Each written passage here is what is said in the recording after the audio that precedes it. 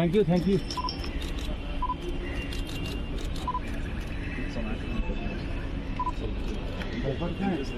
ये रखा साइड पे।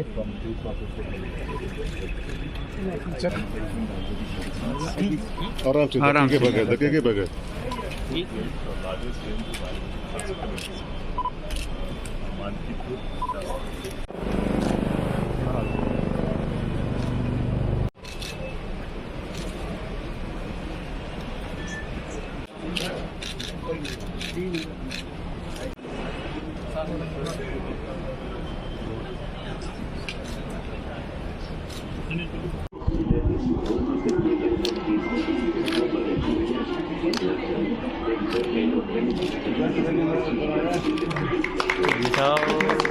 We are going for the product development course.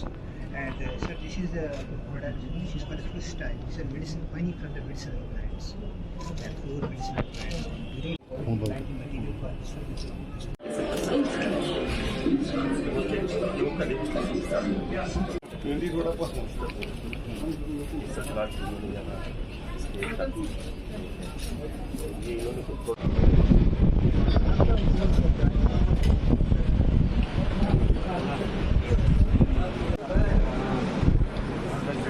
कार्यक्रम का शुभारंभ करने से पहले मैं माननीय मुख्य अतिथि जी एवं आप सब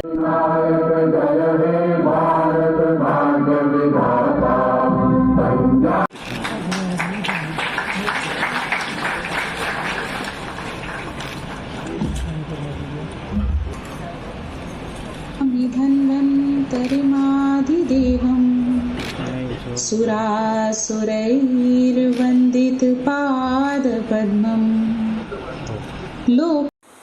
जम्मू कश्मीर और देश के कोने कोने से आए हुए सभी वैद्य, आयुर्वेद पद्धति के सभी विद्वान, इस डेंटल कॉलेज के प्रिंसिपल प्रोफेसर रिया से शुभकामनाएं देता हूं।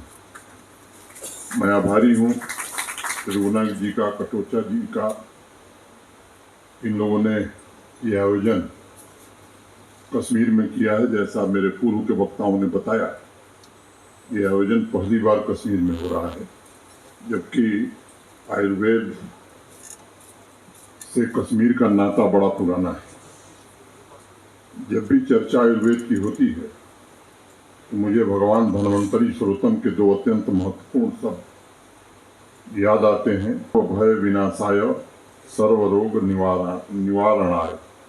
भगवान धन्वंतरी को सर्वभय नाशक एवं सर्वरोग विनाशक कहा गया है। उसका समाप्त होना मैं समझता हूँ कि कुछ इस तरह का संदेश महर्षि पतंजलि भी देते हैं और कहते हैं कि रोग का अर्थ है कि आंतरिक जीव ऊर्जा में कहीं न कहीं बेचैनी है, जो पूरे शरीर को। मेरे पूर्व अनेक विद्वान वक्ताओं ने अपनी बात रखी है। मैं कोई आयुर्वेद का ज्ञाता नहीं, एक निजी अनुभव मेरा है। मैं हिंदू विश्वविद्यालय में पढ़ता था और छात्र संघ के चुनाव हो रहे थे। मैं उस चुनाव में एक उम्मीदवार था। मुझे जांडिस हो गई। 3-4 दिन बाद मैं फिर से प्रचार प्रसार के लिए निकलने लगा। फिर जांडिस रिलैप्स कर गई और काफ़ी सीरियस या सीवियर हो गई। तो हमारे जो वाइस चांसलर साहब थे, उन्होंने एक मेडिकल बोर्ड बना दिया। लोग देख रहे थे, दवा दे रहे थे। मेरे कोई परिचित थे, उन्होंने मुझसे कहा कि एक आयुर्वेद में प्रोफेसर हैं गोरखनाथ चतुर्वेदी, उनसे आप संपर्क करिए, आप जल्दी ठीक हो जाएंगे। तो मैंने उनसे संपर्क किया, मेरा परिचय था उनसे। तो वो आए और उन्होंने मुझे काढ़ा दिया, मुझे आज भी नाम है, त्रिकादि कषाय। और 7 दिन में मैं ठीक भी हो गया, चुनाव भी जीत गया। और उसके बाद मैं जांडिस का डॉक्टर बन गया अपने इलाके में। तो मैं भी लिख देता था कि फल त्रिकादि कषाय ले आइए, उसको पानी में खौलाइए। और जो पद्धति मुझे बताई गई थी, मैं मानता हूं कि इसी लय की साधना में भारतवर्ष की हजारों साल की चिकित्सा और स्वदेशी परंपरा का मूल मंत्र छिपा हुआ है। आयुष मंत्रालय तथा अखिल भारतीय आयुर्वेद महासम्मेलन ट्रस्ट का मैं विशेष रूप से आभारी हूँ, जो पूरी शिद्दत के साथ देश को ही नहीं बल्कि समाज को निरोग आयुर्वेद चिकित्सा पद्धति के प्रचार प्रसार के लिए जी जान से जुटे हुए हैं। और देश का ये 17वां आयुर्वेद पर्व शारदा पीठ में आयोजित करने के लिए फिर से मैं आप सबका आभार व्यक्त करता हूँ। अगर जम्मू कश्मीर को भी हम देखें तो सदियों से जम्मू कश्मीर पारंपरिक चिकित्सा पद्धति का एक बड़ा केंद्र रहा है और कल्हड़ ने राज तरंगणी में भी इस बात का विशेष जिक्र किया है। आज से 1200 साल पहले श्रीनगर में स्वदेशी चिकित्सालय के साथ साथ आधुनिक फार्मेसी भी थी। कल्हड़ से पहले अगर हम अपने वेद और उपनिषदों में वर्णित किए गए तथ्यों पर नजर डालेंगे तो स्पष्ट तौर पर एक बात कही गई है कि आयुर्वेद में जिस प्रकार मन के स्वस्थ होने पर मन का एहसास नहीं होता, उसी प्रकार अगर शरीर स्वस्थ है समस्याओं पर जितना, उसमें एक बात स्पष्ट रूप से नजर आती है कि आयुर्वेद द्वारा लाखों करोड़ों की संख्या में लोगों की बीमारियों के निदान का जिक्र अब उसमें हो रहा है। अभी कुछ दिन में इस विषय पर एक विस्तृत खबर छपी थी कि क्या अश्वगंधा के इस्तेमाल से तनाव स्ट्रेस संबंधी बीमारियों का निदान किया जा सकता है। और उस आर्टिकल में कई रिसर्चर्स ने इस बात की पुष्टि की है कि अश्वगंधा के सेवन से उन्हें स्ट्रेस से निजात मिली। अमेरिकन आयुर्वेद प्रैक्टिशनर ने लिखा है, सीजनल तथा लाइफ स्टाइल संबंधी बीमारियों के निदान में आयुर्वेद से बेहतर कोई दूसरा विकल्प दुनिया में मौजूद नहीं। और मैं समझता हूँ उनके इस विश्वास के पीछे वर्षों की तपस्या, रिसर्च के अलावा आयुर्वेदिक चिकित्सा पद्धति का प्राचीन दर्शन है, जो हमारी संस्कृति, हमारी दिनचर्या का एक अहम अंग रहा है। मैं इस बात का भी जिक्र करना जरूरी समझता हूँ, 2019 के पश्चात आदरणीय प्रधानमंत्री जी के मार्गदर्शन में जम्मू कश्मीर यूटी में भी जन स्वास्थ्य के क्षेत्र में आयुर्वेद को उसका स्थान मिलने लगा और इसके अनेक प्रयास किए गए हैं। कोविड पैंडेमिक की दूसरी लहर से उबरने के पश्चात 2021 में आयुष हेल्थ एवं वेलनेस सेंटर के ऑपरेशन का सिलसिला यहाँ शुरू हुआ और पहली बार आयुर्वेद के लाभों को जम्मू कश्मीर के सुदूर अंचलों में पहुंचाने में हमारे आयुष मंत्रालय को सफलता मिली।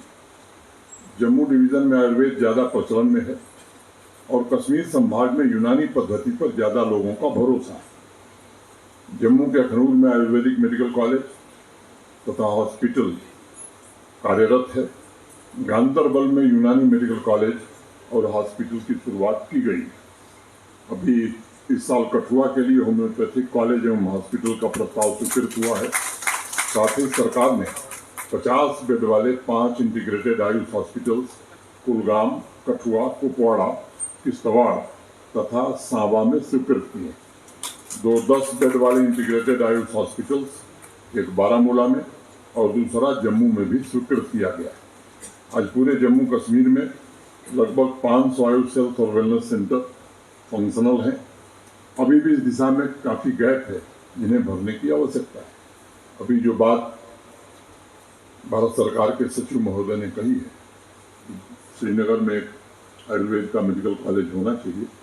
मैं आपसे अनुरोध करूंगा कि 2 मेडिकल कॉलेज हम खोलना चाहते हैं, श्रीनगर में भी और जम्मू में, और आपकी सहायता अपेक्षित है और हम कोशिश करेंगे कि जल्द से जल्द हमारे सेक्रेटरी हेल्थ और मेडिकल एजुकेशन भूपेंद्र जी और उनकी टीम इस संदर्भ में प्रस्ताव बना करके भारत सरकार को भेजे और जो औपचारिकताएं जम्मू कश्मीर प्रशासन को करनी है वो हम सब जल्दी से जल्दी करें।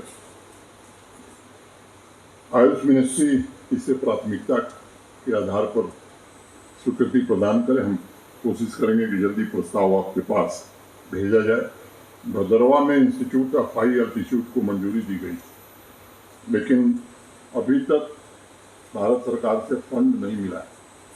तो मेरा धर्म है कि आपको मैं याद दिलाऊं कि ये जो देरी हुई है उसे अब थोड़ा ख़त्म किया जाए। अभी 115 आयुष डिस्पेंसरी है जिसका अपग्रेडेशन हमें करना है, और मुझे लगता है कोटेचा साहब के रहते हुए कश्मीर में ही इस प्रक्रिया को भी तेजी से आगे बढ़ाया जाएगा। वो वीमेन योगा इंस्ट्रक्टर्स का monthly honorarium male yoga instructors के बराबर नहीं। मुझे लगता है इस पर भारत सरकार को विचार करना चाहिए, क्योंकि ये मुझे लगता है किसी दृष्टि से उचित नहीं। ये सच है कि दूर दराज के अनेक ऐसे गांव हैं जहां दशकों पहले हर्ब्स का प्रचलन था, और आयुष की सुविधा पहुंचने से उन इलाकों में आयुर्वेद को बढ़ावा निश्चित रूप से मिल रहा है। हमारे सामने सबसे बड़ी हमारी जिम्मेदारी है कि इस चिकित्सा पद्धति के जो होलिस्टिक प्रिंसिपल्स हैं तथा बेस्ट प्रैक्टिसेस हैं, उनको ग्रामीण इलाकों में और शहरी इलाकों में हेल्दी और क्वालिटी लिविंग के लिए अधिक से अधिक हम प्रचारित करें। आईईसी कैंपेन के द्वारा अलग अलग सामुदायिक वर्ग में आयुर्वेद के विशेष गुणों की जानकारी पहुंचाना, ये मुझे लगता है कि मोहन सिंह जी सर हिलाने की वजह इसमें थोड़ा ज़्यादा मेहनत आप और आपकी टीम करे तो इस काम को हम लोग जल्दी कर पाएंगे। इस दिशा में कश्मीर घाटी में पढ़ने जम्मू जाते हैं, देश के दूसरे हिस्से में जाते हैं, ये बीमारियों से बचने के लिए सक्षम बनाना तथा जरूरतमंद लोगों को उपचार का एक नया विकल्प उपलब्ध कराना, इन दो उद्देश्यों पर भी विशेष बल दिया जा सके, जिससे लोगों की जेब पर बोझ भी कम पड़ेगा। दुर्गम इलाकों में रहने वाले नागरिकों को सेहत के बारे में हम जागरूक भी कर सकेंगे और उन्हें प्राथमिक उपचार की सुविधा भी हम मुहैया करा सकेंगे। आयुर्वेद पर्व के 3 दिवसीय इस कार्यक्रम के दौरान इस बात पर भी चर्चा की जा सकती है किस प्रकार नागरिकों के प्रिवेंटिव केयर पर पॉलिसी बनाकर योजनाबद्ध तरीके से जम्मू कश्मीर में काम किया जाए।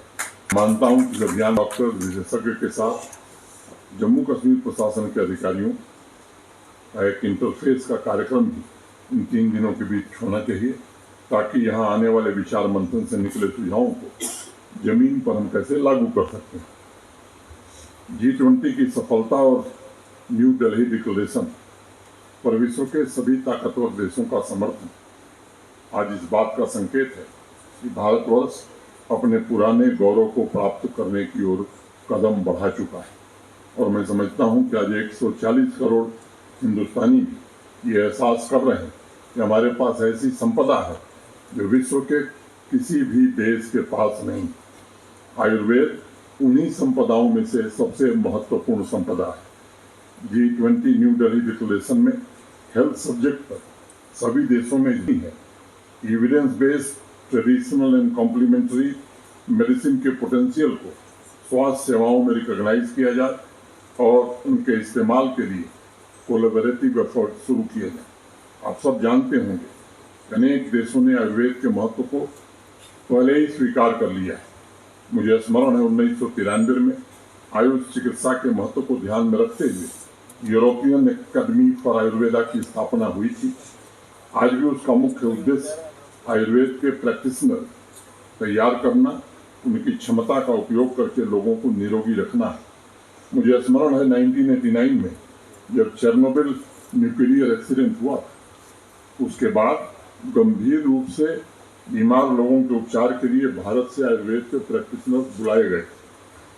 बाद में 1990 में रशियन हेल्थ मिनिस्ट्री ने आयुष पद्धति को हेल्थ केयर सिस्टम में शामिल करने के लिए एक अलग से विभाग का ही गठन कर दिया। आज पूरी दुनिया में धीरे धीरे जर्मनी, ऑस्ट्रिया, स्विट्जरलैंड में भी आयुर्वेद के कोर्स शुरू किए गए हैं। आयुर्वेद की तरफ बढ़ाए गए महत्वपूर्ण कदम से इन देशों में भी उपचार का नया रास्ता लोगों के लिए उपलब्ध हुआ है, क्योंकि वहाँ बहुत सी बीमारियों के इलाज के लिए आयुर्वेदिक डॉक्टरों को मान्यता भी मिलने लगी।